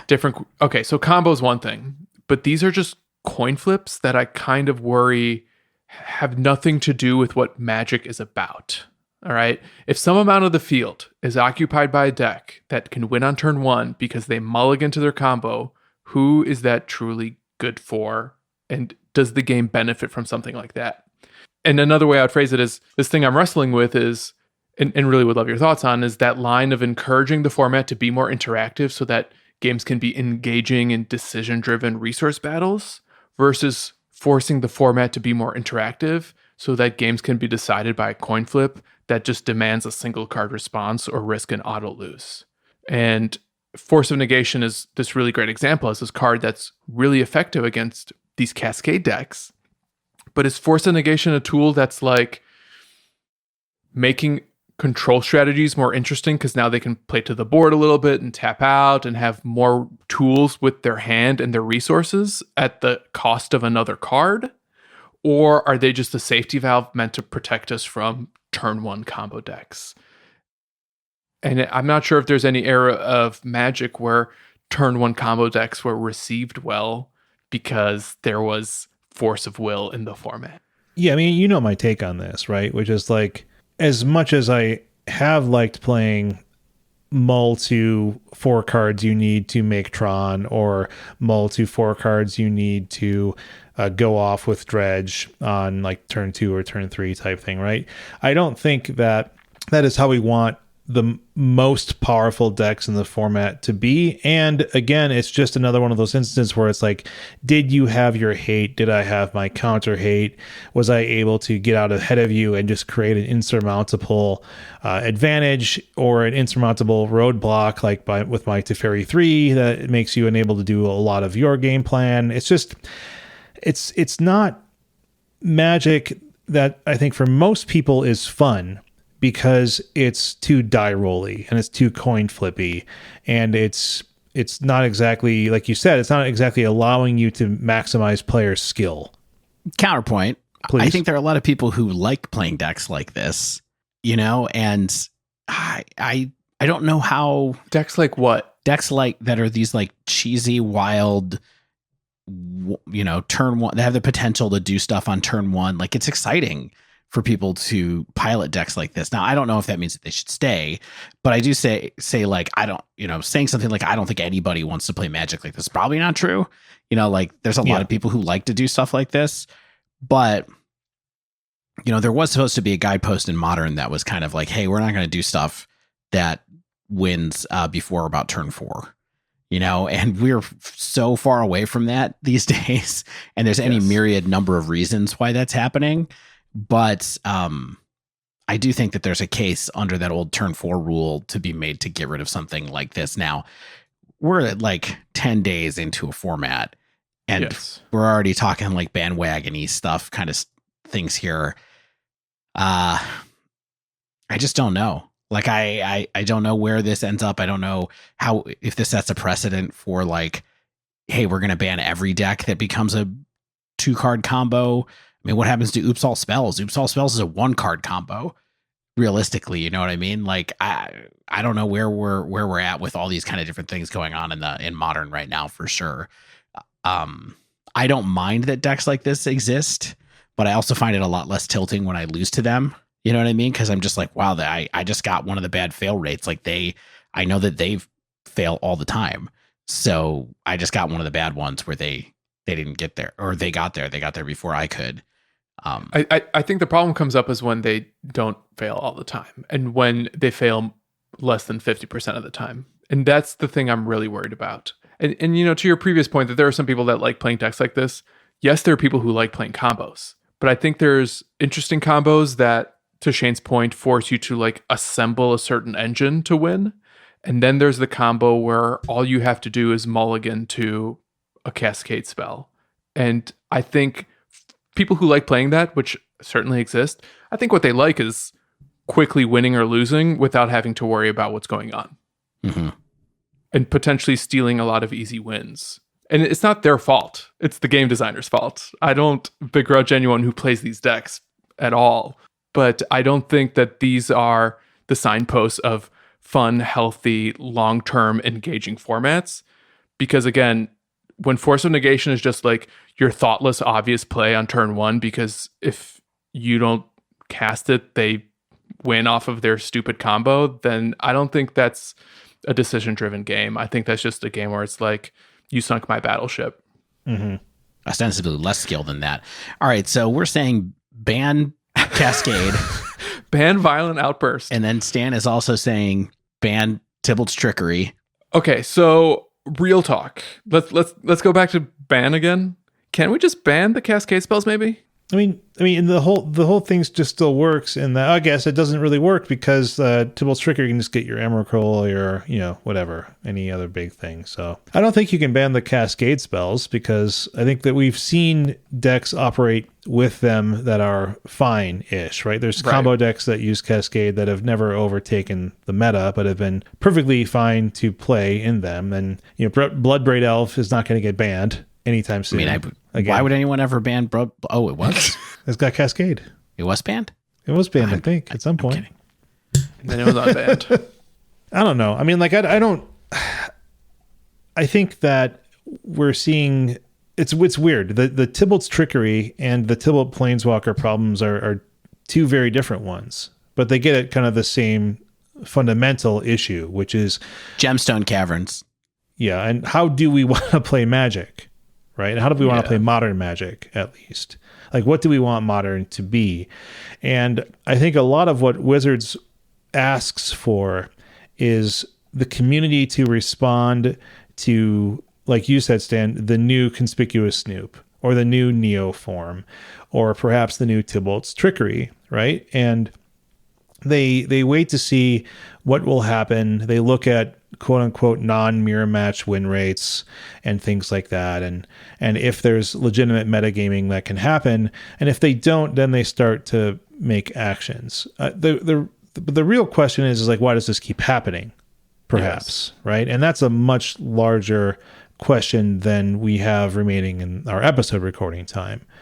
But it doesn't bode particularly well if you like slower, more interactive modern all the time. I mean, Force of Negation is interaction, right? I mean, that's the kind of spell I think control mages love having. But like you said, is it just an anti-combo, hate card? That's not what I think people want out of their Force of Negations all the time. So I think it's potentially reaching a point similar to Surgical Extraction in the days of Izzet Phoenix, where we're going to see decks like Spirits and Humans and other decks that are barely touching blue. When we saw Merfolk do it, Well, Merfolk is all blue. Yes, exactly. But if we get to the point where Spirits and Humans are running Force of Negation, I think that's when we need to kind of look at ourselves in the mirror and wonder whether or not we want these singular cards that are necessary to keep a thing in check, especially a card like Force of Negation that's only had one printing and cost $1 million. Yeah, I mean, Force of Negation I think has and will be running Spirits. It runs Teferi 3 sometimes too. You know what I mean? I think Spirits is the kind of deck that we've talked about, and that it can be good because it has the disruptive elements, right? It has the spell quellers that you love casting, Stan. It has the Teferi 3 that you can main if you want to, or sideboard. It has Force of Negation and other counter spells that you can play that gives it that disruptive element, the reactive disruption that humans can't. But I think that there is so much blue that's one reason that it can be strong again, and that I think that we've seen it kind of peek its little spirity head up out of the woodwork, through the floor even. Ooh. It's left a weird goop in the outline of a human. Yeah, I mean, got it's slimed. It's not coming up because Coco is super popular or super powerful in Modern right now. You know what I mean? Because it's not it's particularly coming up because it's really, I think, just because Mausoleum Wanderer is really good. Yeah. Like, well, Mana Tithe, I think, is good. Yeah, and paired with Spell Queller, of course, you have 8 creatures that fly. But I keep losing to Wanderer. Like, well, yeah. By the time Queller's online, it's already too late. It depends. I mean, if you're in Bant, you can have Queller up on turn 2 if you're on the play, and that's reasonable. And you can always stop the second one. That's important too. Yeah. And you can stop the Supreme Verdict. So I think that it's like a rule of 8 kind of thing, where it's like Mausoleum Wanderer by itself might not be enough, but a deck that has 4 of each makes it more possible to be in play more often. So do you guys think this is less of a problem than I do? I think that it's being overshadowed by other problems in terms of the decks that we're seeing. I'm curious what will happen if, like, let's say they change the way Cascade works tomorrow, but Tibalt's Trickery still works to get, your Emrakul online or something like that. It's not great. I just have a hard time knowing what the difference is between this and Dredge, or this and, Breach. Neoform as well, or Gristlebrand, or even just Grishelbrand, or any of these other decks that are kind of in that same space. Is this one worse than those? I don't know. Like, what makes one of those decks bannable? I don't know right now. Like, but there's a whole universe of decks over there. I mean, Ad Nauseam is over in that zone too, where it's like, well, which ones do we keep and which ones do we ban? Like, why is Storm okay and why is this one not okay? I guess mostly because it's a 1-card combo, but then we have Oops All Spells that's still around too. So there's just a lot of messy stuff in these like RNG decks right now. Yeah. I mean, I'm reluctant to split hairs over the examples you cited, but Dredge can be hated out with a whole bunch of different technology by a whole bunch of different decks, including no shortage of artifact-based answers that anyone can run. Yeah, I mean, but you could play. And Dredge doesn't win on turn 1.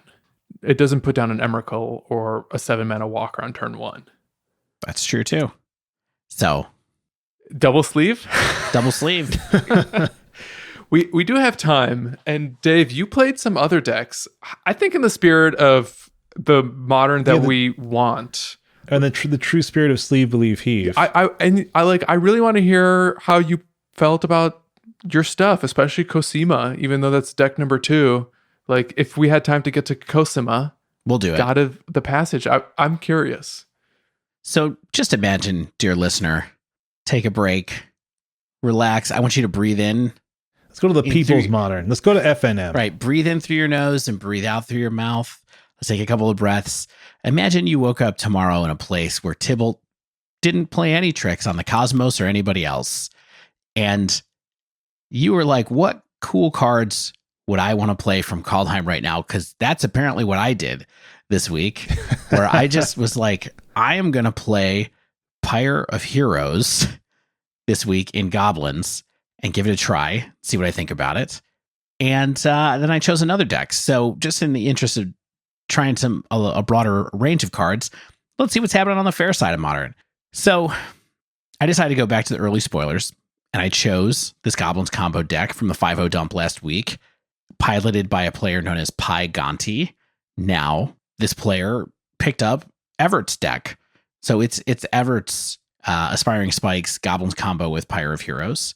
And in case you forgot what Pyre of Heroes does, because it's too fair for you, it's Birthing Pod, but it's tribal. And so Pyre of Heroes is 2 colorless for an artifact with the activated ability of 2 colorless, tap, sacrifice a creature, search your library for a creature card that shares a creature type with a sacrificed creature and has converted mana costs equal to 1+ that creature's converted mana cost. Put that card on the battlefield and shuffle your library. Activate this ability only anytime you could cast a sorcery. It's Tribal Pod. So, I think that a lot of people, this made a little bit of a splash early in the spoiler season. People were really interested in it, trying to figure out where it would go. I don't think it's too hard to see that Goblins has the most natural fit for an additional kind of synergistic card like this that helps you pick out the pieces that you want more often. What do you guys think about Goblins before the last week or so? Like, where does it sit in your mind and decks in Modern? Conspicuous It doesn't. You mean? Yeah, just like regular conspicuous Snoop before before Pyre of Heroes?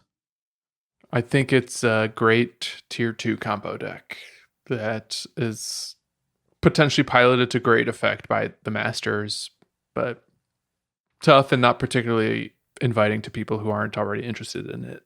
Yeah, it doesn't take up a lot of space in my modern brain right now. And perhaps it should. Yeah. I mean, I agree with Stan. I think it's like tier 1.5. It's probably a really good creature combo deck. It's probably in a better place than like Devoted Druid is right now, you know. So that's kind of where I think it is benchmarking wise before Kaldheim came out. And so adding this other engine to the card seemed like something that could make sense. So the way the Goblins works, I'm sure people are familiar with it. It can win via the combo with Snoop Harbinger, Kiki Jiki, and Siege Gang Lieutenant. You can get some card advantage from Conspicuous Snoop and Goblin Ringleader. You can get a go wide plan off of Goblin War Marshal and a Lord. You find the pieces you want from Goblin Matron, and you do tricky things and accelerate with Aether Vial. So it's got a bunch of really powerful cards in it. That's the deck. So the list that Aspiring Spike went with, basically he went 15-5 with the deck over a few days. And it's been adjusted to make space for Pyre of Heroes by doing one or two things compared to old lists. It cuts down on Skirk Prospector, which is a popular card for people to use for acceleration in Goblins. And then it also cut down on the occasional bits of main deck interaction that this had, like Tarfire and Inquisition and Kozilek, stuff like that. I thought it looked cool. It's a mix of mana acceleration and searching that Pyre brings to the table. So it's kind of this interesting spot where it can help you power up to higher mana cost creatures, but also find the pieces that you want. Goblins, though, is a super complicated deck, I think. It has a lot of different angles to get a win. I think you really have to know what you're going to search up with Goblin Matron, what you want to get with Pyre of Heroes. You know, you have to figure out if you're going to race to the combo, if you're not going to do it. So I did really badly with the deck individually.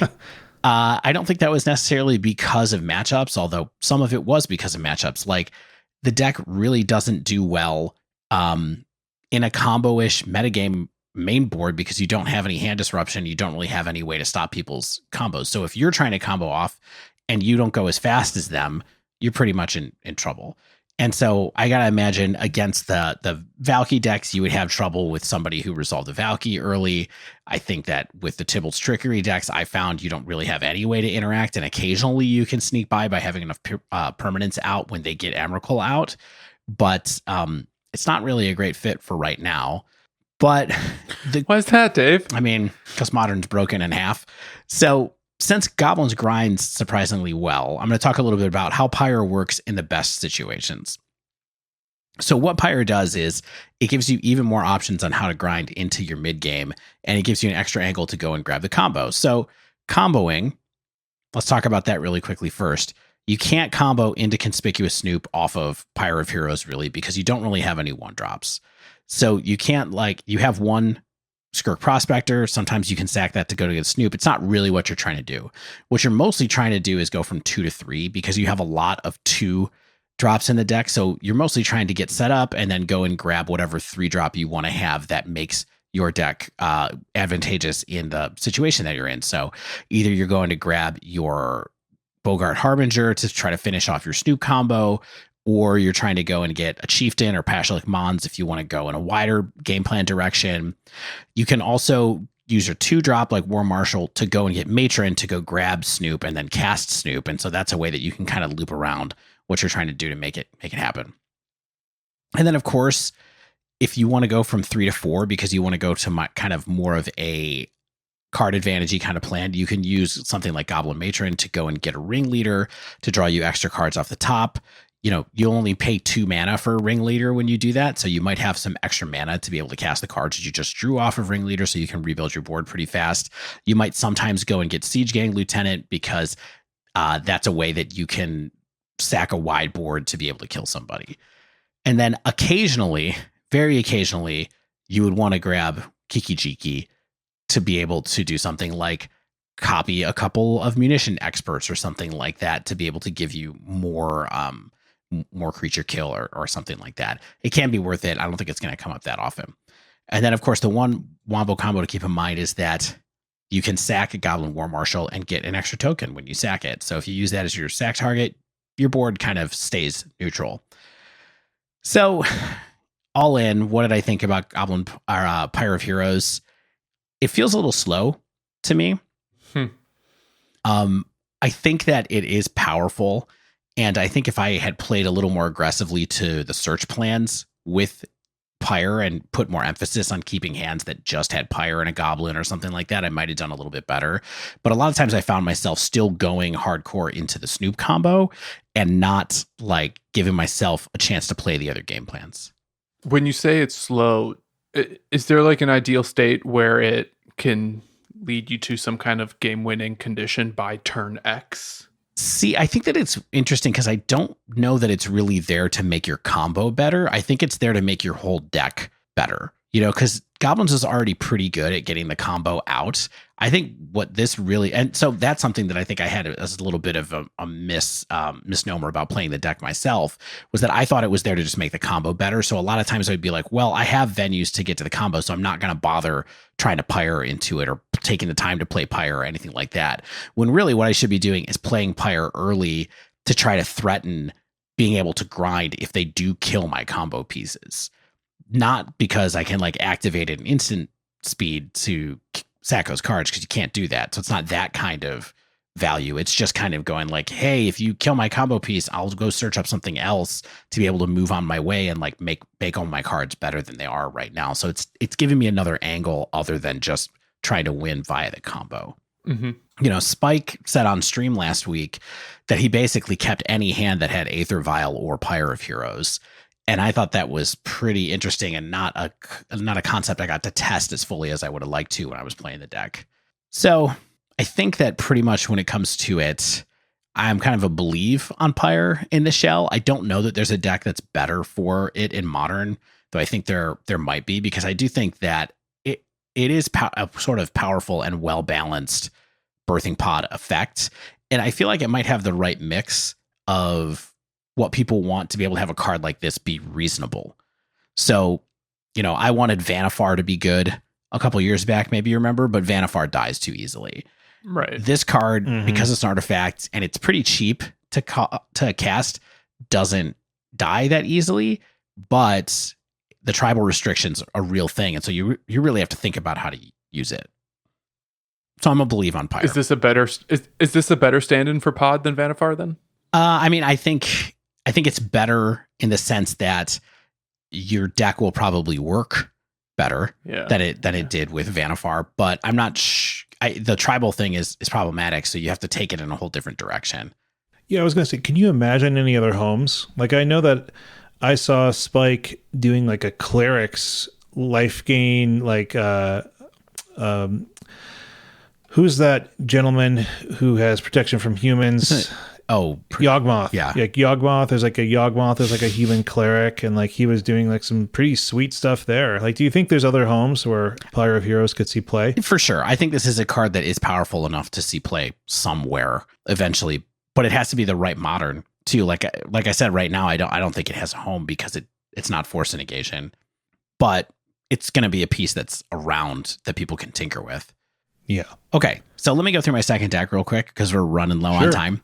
So the other deck that I played, because I got tired. I mean, we talked about the important stuff, so this is fun for everybody. This is the wind down, really. Yeah, for people who are still listening. Yeah, we're going to talk about Pyre of Heroes. The people who didn't tear all their hair out at minute 80 of Valki talk. So the second deck that I tried, like Stan mentioned, was Bant Stoneblade with Cosima.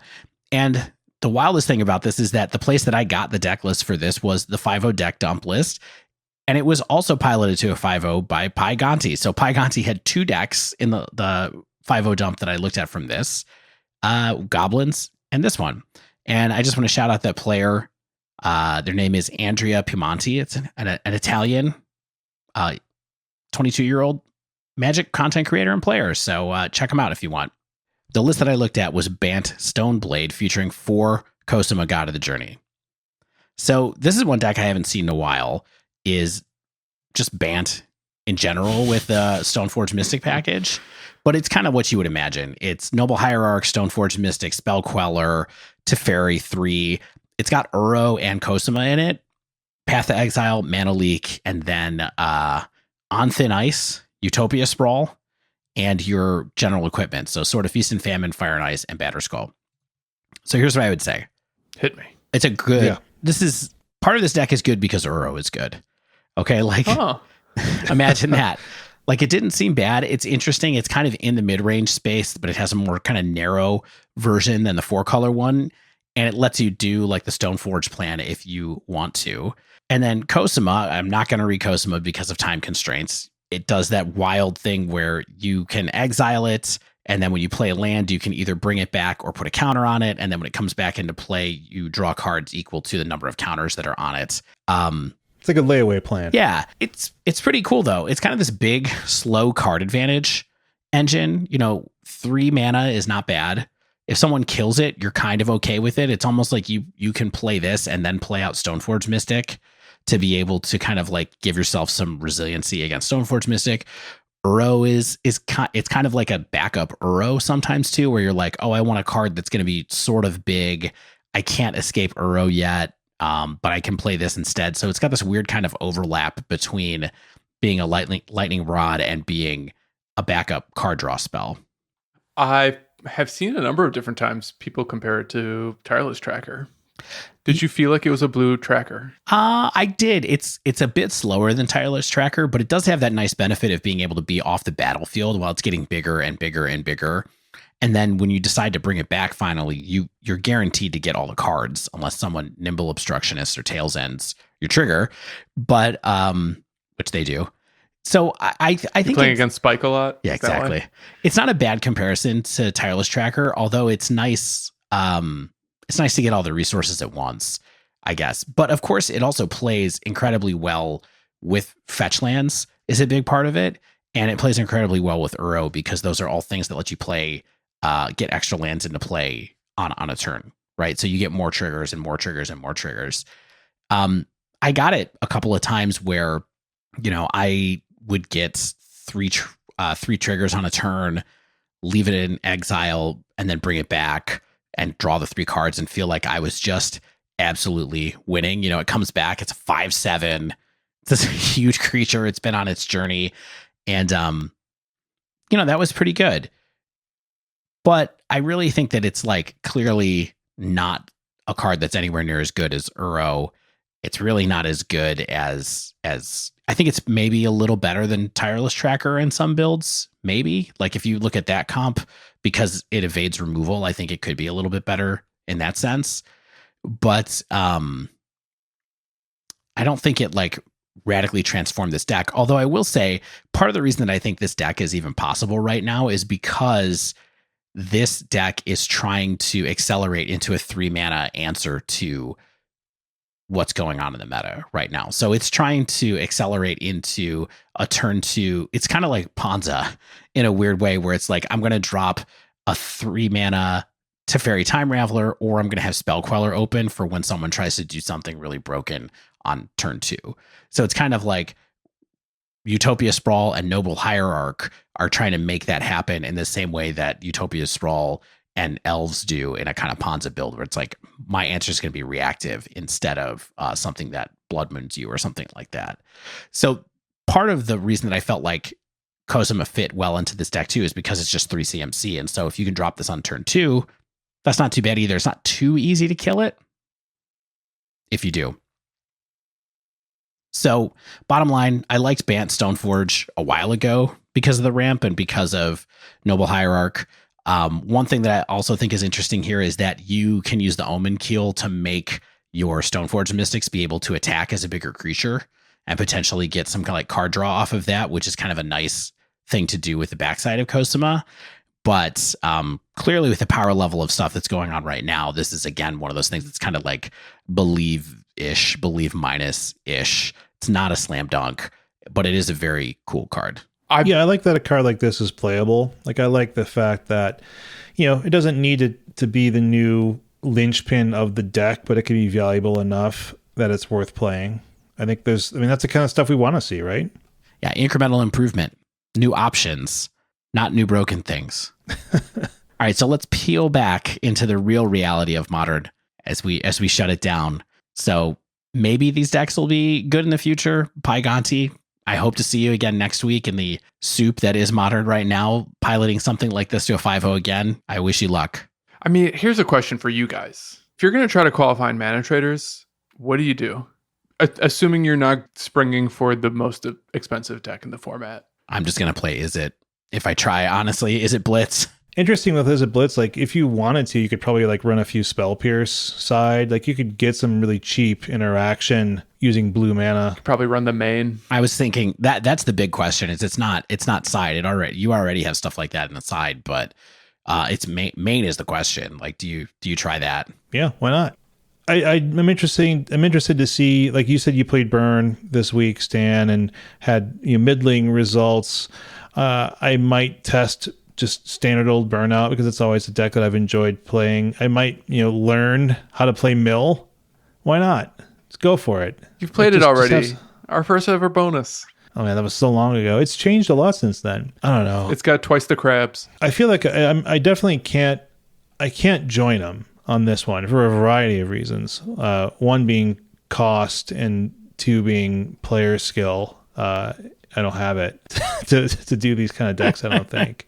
But yeah, I don't know. I mean, go fast. The real issue is like you're gonna start. You have to expect like Teferi 3. So like Hammer Time is no longer anywhere near as cool as it was because like of the decks that you're going to be facing off against. So like if I'm going to try to get under these decks, how am I going to do so? Something like Rakdos Death Shadow is probably how bad can that be right now? I mean, you have tons of interaction and you have a potentially very fast clock and recursion with Luris opportunities there. I don't know. I think that something like even Rakdos Death Shadow could probably be tuned. And that's the kind of deck that I think that isn't bad because it didn't show up. It's probably because the type of players that were playing Rakdos Death Shadow are now playing like the next best deck to play on Magic Online and farm with. I mean, I'd be taking a look at Spirits too. I mean, honestly, like why not? I'll tell you guys, don't try Elves. I wasn't gonna. Isn't that how we close every episode? I'll tell you guys, don't try Elves.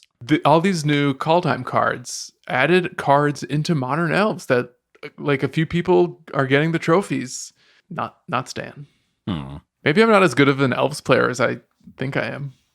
Well, just because you are an elf doesn't mean you can pilot elves. All right. That wraps up this week's show. If you haven't yet, make sure you subscribe to our podcast so you get the latest episodes as soon as they come out. And if you use Apple Podcasts, please leave us a rating and review.